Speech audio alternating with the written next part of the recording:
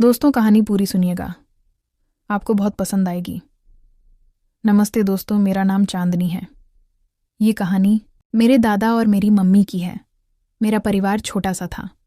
मेरे दादा जिनकी उम्र साल की थी, मेरी मम्मी जो 36 साल की थी, मेरा बड़ा भाई अविनाश जो 24 साल का है और हैदराबाद में नौकरी करता है, और मैं 21 साल की चांदनी।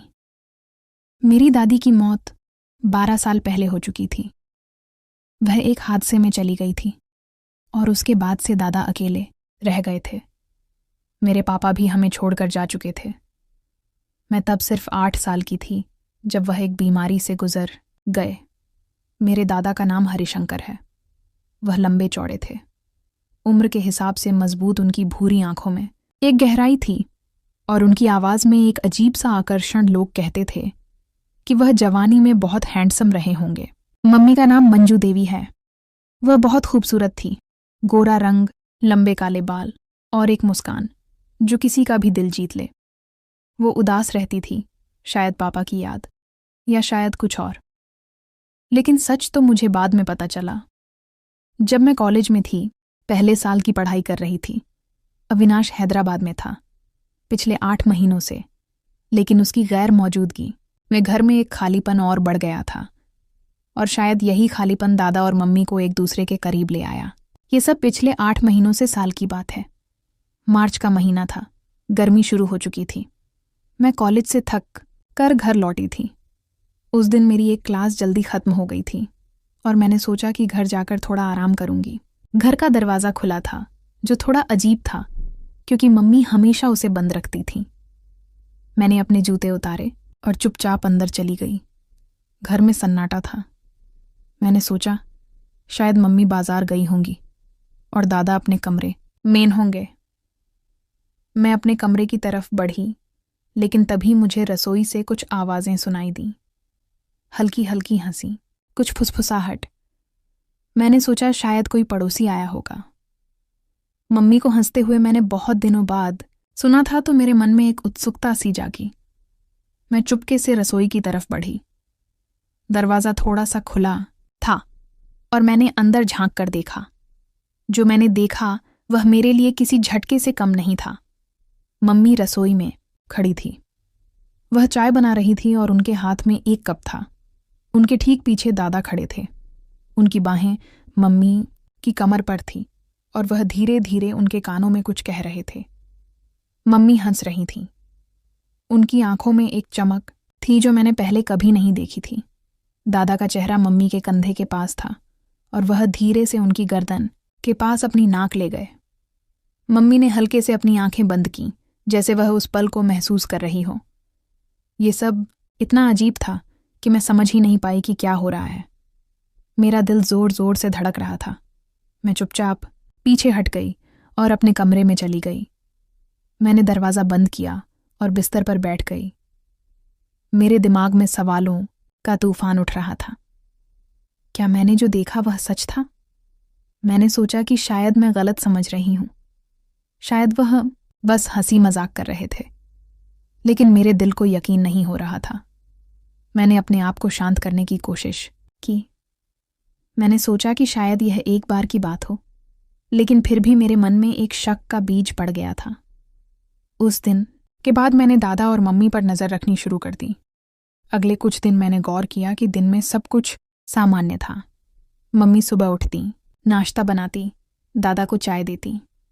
दादा अपने अखबार में खोए रहते और मम्मी घर के काम में लगी रहती। लेकिन कुछ तो बदला हुआ था। दादा की आंखों में एक चमक थी जो पहले नहीं दिखती थी। वो मम्मी से बात करते वक्त थोड़ा ज्यादा मुस्कुराते थे। मम्मी भी पहले से ज्यादा खुश लग रही थी। वह गुनगुनाती रहती, अपने बालों को बार बार संवारती और कभी कभी दादा की तरफ देखकर हल्के से मुस्कुरा देती। ये सब छोटी छोटी चीजें थी, लेकिन मेरे शक को और गहरा कर रही थी। एक शाम मैं अपने कमरे में बैठी किताब पढ़ रही थी।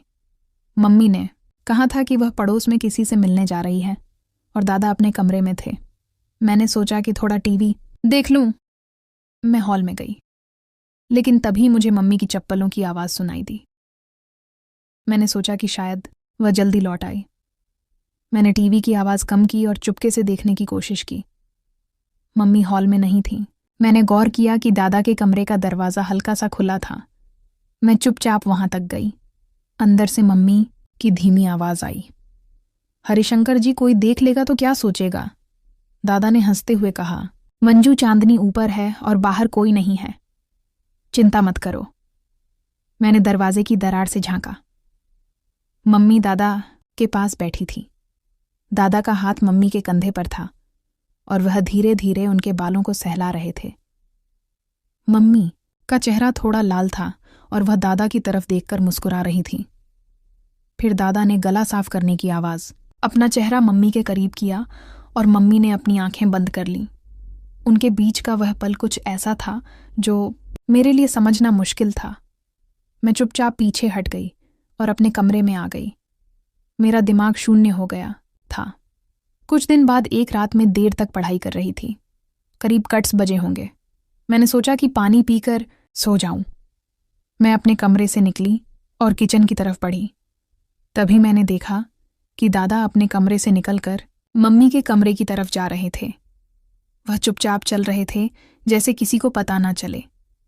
मम्मी का कमरा पहली मंजिल पर था और दादा का कमरा नीचे।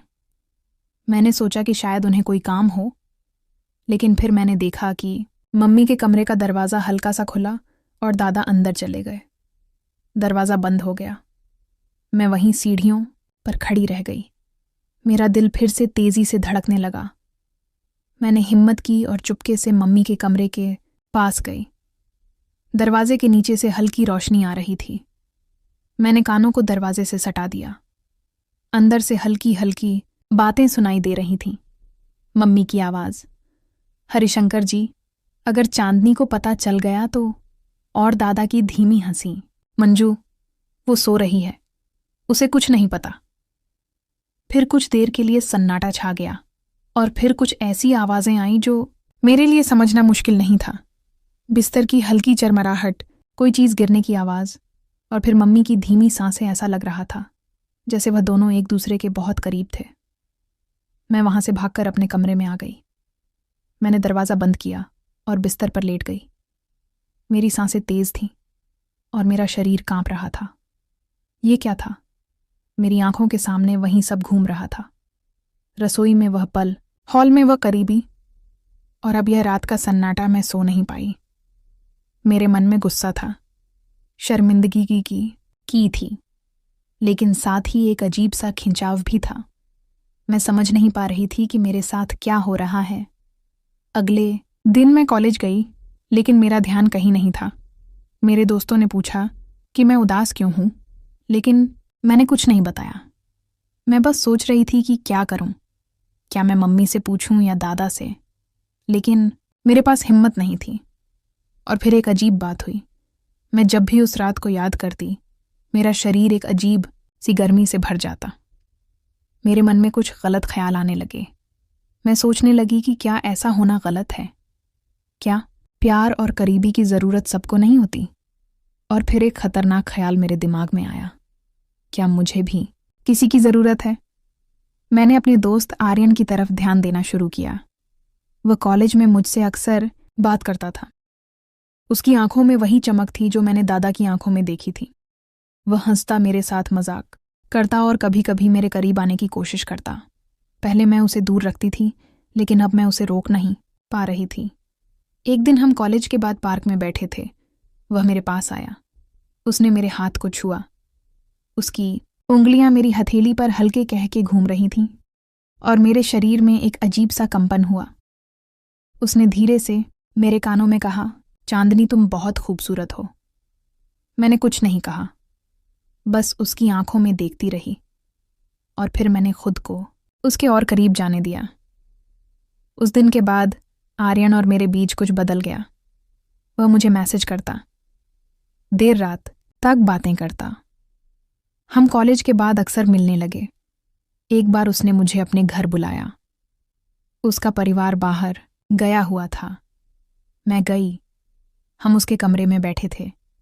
उसने मेरे करीब आकर मेरे कंधे पर हाथ रखा। उसकी सांसें मेरे चेहरे के पास थी। उसने धीरे से मेरे गाल को छुआ और मैंने उसे नहीं रोका।